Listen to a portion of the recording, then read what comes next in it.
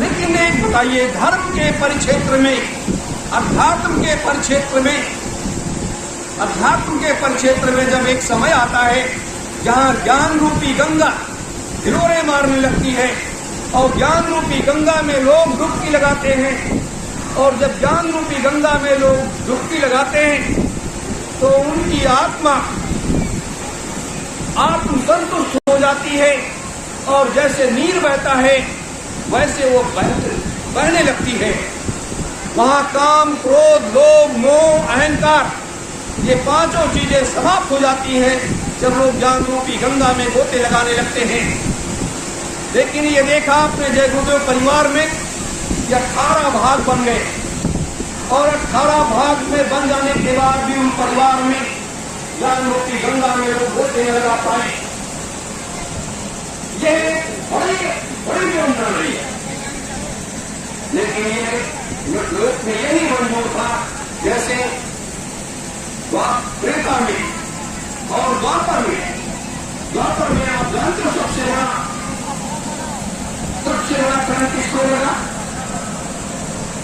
इस देश में पितामह जिन्हों कृपाचार्य, द्रोणाचार्य जैसे लोग ज्ञानी होते हुए, वैरागी होते हुए, शक्तिवान होते हुए भी अधर्म के साथ खड़े हो गए, धर्म के साथ नहीं खड़े हुए, अधर्म के साथ खड़े हुए, और ये जानते हुए कि साक्षात कृष्ण जो है वो ब्रह्म के अवतार है, वो ब्रह्म सत्ता है, और उसके बाद भी धर्म के साथ खड़े होकर के वो अधर्म के साथ खड़े हो गए। उसी तरीके से आज हमारे देश के संत महात्मा भी अधर्म के साथ खड़े हुए हैं, धर्म के साथ नहीं खड़े हुए हैं। अधर्म के साथ इसलिए खड़े हुए हैं क्योंकि जहाँ जो राजा खाने चलवाता हो, जो राजा शराब की फैक्ट्रियां चलवाता हो, शराब का व्यापार करता हो, लोगों को शराब पिलाता हो, और उसके साथ अगर महात्मा जाकर के बैठ जाए और उसके खाने में भोजन करने में उसके गिलास में पानी पीने लगे और उसको लोग वोट देने लगे तो 100 गाय मारने का पाठ करने लगता है। तो आज ये दौर तेजी के साथ चले हुए, तेजी के साथ चल रहा है। अब ये समाप्त कैसे होगा? वो भी समय आ रहा है, वो भी समय तेजी के साथ आ रहा है। इस्लाम माया के देश में हम लोग भी धारा है, धर्मों की धारा जो है वो अनंतों में फैलती है, और अनंतों में जब फैलती है तो एक धारा को अगर पकड़ लेते हैं तो उसी धारा के सहारे चलने को चल पाते हैं, और उसी एक धारा को जब लोग नहीं पकड़ पाते हैं तो वो हमेशा विक्रम स्थिति के बने रहते हैं। वो ये नहीं सोच पाते कि मुझे करना क्या है, करना क्या चाहिए। यही सबसे बड़ी कमी है, सबसे बड़ी कमजोरी है आज लोगों की। जैसे इस कलयुग की कल्पना के 3000 वर्ष पहले, 3000 वर्ष पहले महात्मा ने किया था, ब्रह्मा विष्णु महेश ने किया था कि आने वाला समय एक ऐसा भयानक कलयुग रौद्र रूप में आएगा। वो रौद्र रूप ऐसा दिखाएगा कि पूरा संसार विचलित हो जाएगा। मनुष्य रूपी जीव एक दूसरे का सम्मान करना बंद कर देंगे और एक दूसरों में मार काट की स्थिति उत्पन्न हो जाएगी। और जब वो महापुरुष सर्वलोक से चल करके वो अनामी महाप्रभु जब मृत्यु तक कलयुग अपने पांव को फैला करके और वो पूर्ण रूप से अपने राज्य की स्थापना कर चुका होगा। अब उसके राज्य को समाप्त करने के लिए और उस अनामी महाप्रभु की मदद करने के लिए ये विचार गोष्ठी किया गया, और विचार गोष्ठी करने के बाद ये जिम्मेदारी भगवान शिव को दिया गया कि आपकी जिम्मेदारी है कि एक एक घरों से एक एक बच्चे को निकाल करके 88,000 ऋषियों को तैयार करिए, और मृतलोक के जो सबसे सुरक्षित भूमि है निम्सा की उस पावन भूमि पर ले जा करके और उनको अपने ज्ञान रूपी गंगा में स्नान कराइए, और उनको नामदान रूपी दीक्षा दे करके और आने वाले कलिकाल की व्यवस्था के लिए उनसे साधना कराइए। मेरे धर्म प्रेमी गुरु भाई बहनों, आज जो हम आप ये हैं,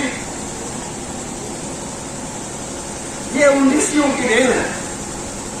भगवान शिव ने हिंसा की उस पावन भूमि पर 88,000 बच्चों को बुला करके बैठा दिया और उनको ज्ञान रूपी गंगा में स्नान कराया, नाम रूपी दान की दीक्षा दे करके, और उनसे कहा कि आप बैठ जाइए साधना में, और जब तक वो परमात्मा न आए, जब तक वो महाप्रभु न आए, तब तक आपको उठना नहीं है।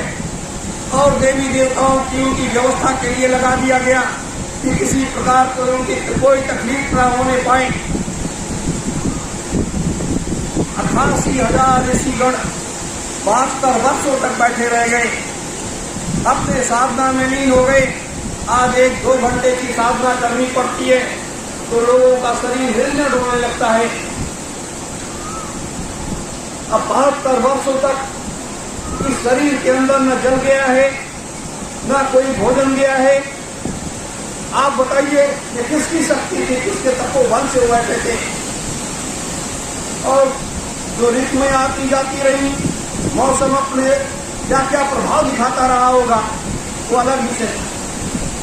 लेकिन नवदात्री माताओं ने, जिसे हम नौ देवियां कहते हैं, नौ दुर्गा कहते हैं, उन नौ दुर्गा ने 88,000 ऋषियों को अपने पुत्रोत्व उनकी सेवा किया और समस्त देवतागण लग करके उसकी देखरेख करते रहे, सारी व्यवस्था करते रहे।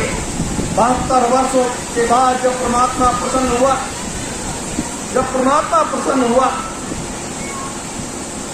तो परमात्मा ने कहा, अरे ऋषिगणों, बोलिए आपको क्या चाहिए? ऋषियों ने कहा, हे प्रभु, मुझे कुछ नहीं चाहिए, लेकिन मैं ये चाहता हूं कि जब आप कलिकाल में अवतार लें,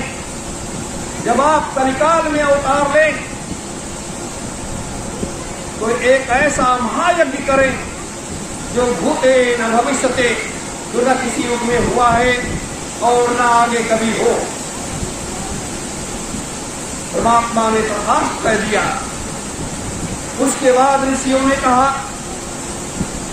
कि हे प्रभु, हम ये चाहते हैं कि हम ऋषिगणों ने जितनी सारी शक्तियां इकट्ठा किया है, उन शक्तियों को इसी भूमि के अंदर समाहित कर दें, और जब आप इस मृतलोक में आएंगे तो उस समय मृतलोक का प्राणी शक्ति विहीन हो जाएगा, उसके पास कोई शक्तियां नहीं होगी, वायु रूपी शक्तियां दिखावे के रूप में होंगी, क्योंकि सारे लोग वेशधारी महात्मा बन जाएंगे, और जब वेशधारी महात्मा बन जाएंगे तो लोग शक्तिहीन हो जाएंगे। ऐसी स्थिति में हम ऋषिगण अपनी सारी शक्तियों को इसी भूमि के अंदर समाहित कर देते हैं, और उन शक्तियों को आप लेकर जो भी उस यज्ञ कुंड पर बैठेंगे, यज्ञ वेदी पर, उनके अंदर वो सारी शक्तियों को समाहित कर देना। मेरे धर्म प्रेमी गुरु भाई बहनों, परमात्मा ने उसे स्वीकार कर लिया जिसको परम स्वामी जी महाराज ने चौथा महायज्ञ कहा था, और 1997 में कहा था हिंसा की उस पावन भूमि पर कि मैं सतयुग का बीज बोने के लिए यहाँ पर आया हूँ, और मैं सतयुग का बीज बो करके जा रहा हूँ, यहाँ से जाऊंगा और आगे चल करके ये वट वृक्ष बनेगा, और फिर यहीं से ये सारा काम होगा। तो ये बड़ी वैसी महाप्रभु की बड़ी कृपा होती है कि महात्माओं के एक शब्द में आप जब चिंतन करेंगे, मनन करेंगे, तो आपको एक रास्ता निकलेगा।